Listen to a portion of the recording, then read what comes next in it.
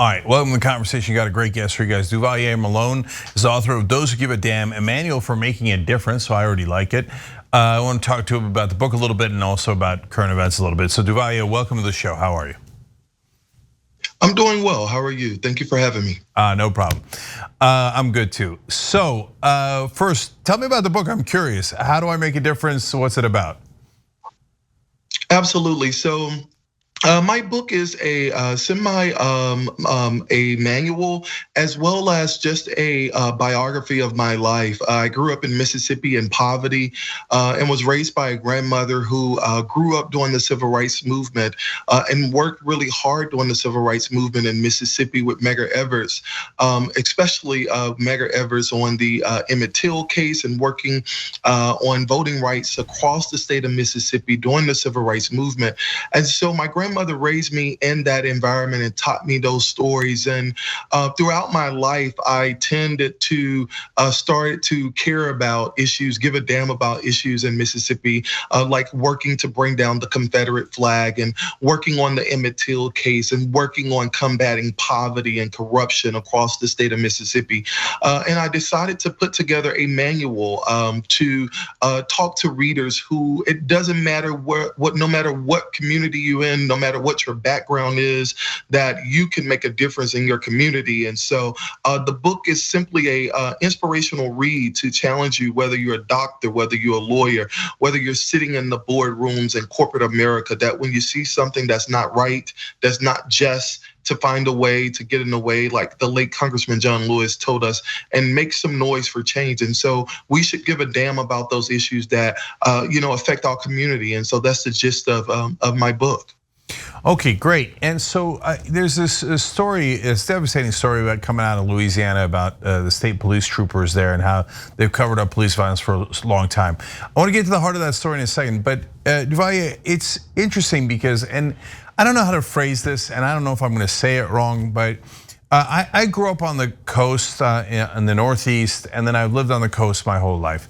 But I travel a lot, and so when I'm in the South, I get the sense that African Americans down there are a little bit more deferential and in a sense take more crap than the folks that I grew up with and that in other parts of the country.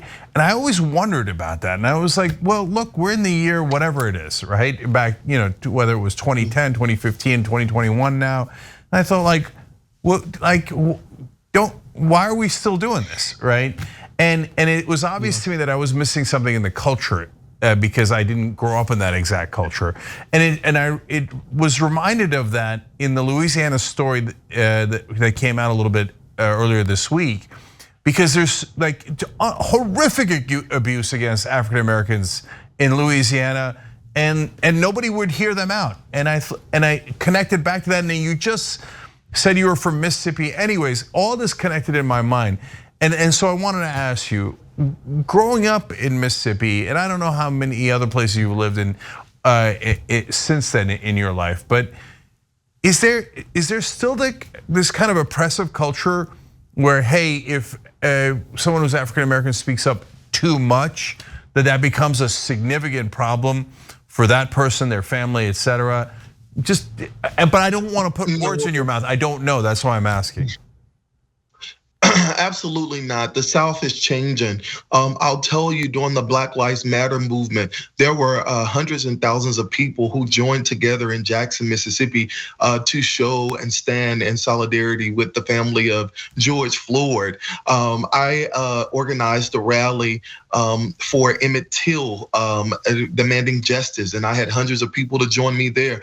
So people it's a generation of leaders in Mississippi that are rising up, and they are speaking truth to power. They are using their circles of influence to demand change. And so you will see that generation of Mississippians are still there who may be afraid to speak up.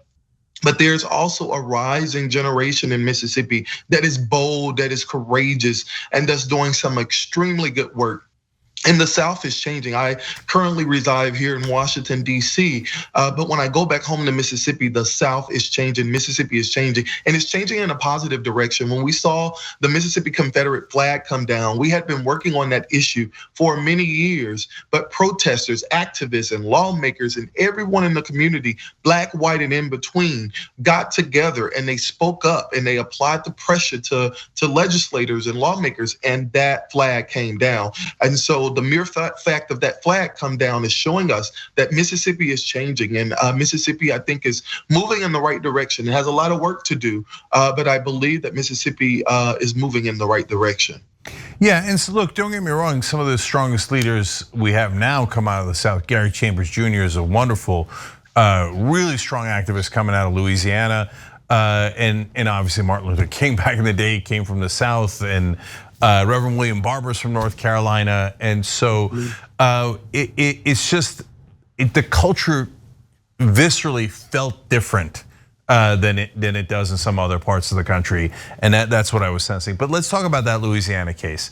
And so in that case, the Associated Press did a great job of reviewing all these tapes that the Louisiana State Police had been covering up and not sharing with the public.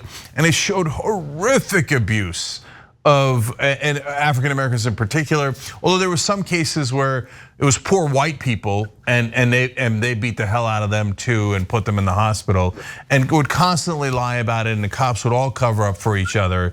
It was just a very matter of course. And so when you see something like that, how discouraging is that wow, geez, we're in the year 2021 and there's still no accountability for brutal actions against African Americans on a regular basis by state officials, people empowered by the state of Louisiana with a badge and a gun. Absolutely. This is the time that it's time for the federal government. It's time for the Department of Justice to begin to take a look. I know that they are taking a look in Georgia, for instance, and they're looking in Minnesota. But I think it's time for the Department of Justice to take a look and see what's going on in Louisiana. We know that the Deep South and Louisiana and Mississippi, there is a dark history. There's a dark stain and pain that's there. And that comes from generation of racism and thoughts and ideas that have been placed in the mind of so many in our community, and not just police officers, but this happens in all different aspects of the community. But I think in order for us to see change in that police department, we have to hold them accountable. And I think when we look at the corruption that has taken place there in Louisiana, it is going to take a Department of Justice, unbiased investigation, to take a look at this. The mere fact that this happened, and in one of the cases in Ronald Green, it happened 2 years ago. And the evidence was, sealed and hidden. How many other cases that are out there in Louisiana that are just like that Ronald Green case, right? And so we need to, have the Department of Justice to open up a case. We saw in the Ahmaud Arbery case in Georgia that the DA was indicted, and so we're moving in a way in this country where the founding fathers talk about a more perfect union. And I think when we expose these instances and we investigate them and justice is served, that is us moving into that more perfect union, that the ideas that our founding fathers had. Yeah, and the Ronald Green case is deeply disturbing. We covered it on the show when the tape first came out. And the cops said that he was killed in a car chase when he crashed into a tree, and then he'd flown out of the windshield and hit the tree. Then you see the tape, no such thing happened. They took him out, they handcuffed him, they beat him to death and dragged him around by the feet as he was handcuffed with his hands behind his back. It looked like a modern day lynching. And so that, like you said, that happened 2 years ago, and then they covered it up for a really long period of time. Look, Duvalier, I don't know what to do about it. And you wrote a book about what to do about it. But no matter how much we ask at the national level, we got nothing. We got Democrats in charge. They're still negotiating with Tim Scott and Lindsey Graham, and They're not gonna get any real police reform out of that. And I don't know how long black people are gonna get beat down in this country. And what can we do to fix it? You know, it's going to take all different parts. It's going to take us at the state and local level to elect sheriff department officers and people that are in those elective officials that are going to legislate on our behalf and be able to protect our community. And so, you know, it starts on the local level, making sure that you have the right elective officials, the board of aldermen, the mayor, all of these people who have oversight of these departments, making sure that they are elected and they are representing the people. And it's not good enough for us to stand on the sidelines. It's going to take those white officers who witnessed this to happen to start coming forward. Go to the FBI, start speaking up, and that's what my books talk about, that when we see something that's not right, to speak up about it. And it doesn't take the Department of Justice that when this Ronald Green case happened, had one of those officers had the courage enough to come forth and to speak out about this. If somebody in that department, you can't make me believe that someone in that department did not know what was going on. Ronald Green is not the first case, but if they would use that information and came forth and talked to the officials who could investigate and to indict the individuals who were holding this evidence, we can move towards that process of justice in this country. And one of the other things that we have to do, we have to elect people who are in our best interest. When you just open up, you talked about the Lindsey Grahams and the Tim Reed that are out in South Carolina. We have to elect people that are going to represent the majority of this country. And when we see what lawmakers are doing here in Washington, we have to evaluate them and we have to send them home. It is no reason why the George Floyd anti-police bill is not passed. It's no reason why the John Lewis voting rights bill is not passed. It's no reason why the Emmett Till anti-lynching act is not passed, making lynching illegal in every 50 state in this country. There's an issue in Washington, and the issue is the people that we're sending here to represent us, and they're playing with the lives of so many different African American people. And policy that happens in Washington has the ability to affect on the state and local level, but it cannot happen when we use this bureaucracy and we never get anything done in this country.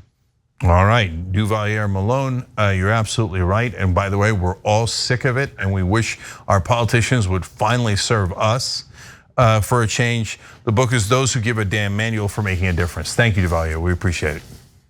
Thank you so much for having me. Thanks for watching The Young Turks. Really appreciate it. Another way to show support is through YouTube memberships. You'll get to interact with us more. There's live chat emojis, badges. You've got emojis of me, Anna, John, JR. So those are super fun. But you also get playback of our exclusive member-only shows and specials right after they air. So all of that, all you gotta do is click that join button right underneath the video. Thank you.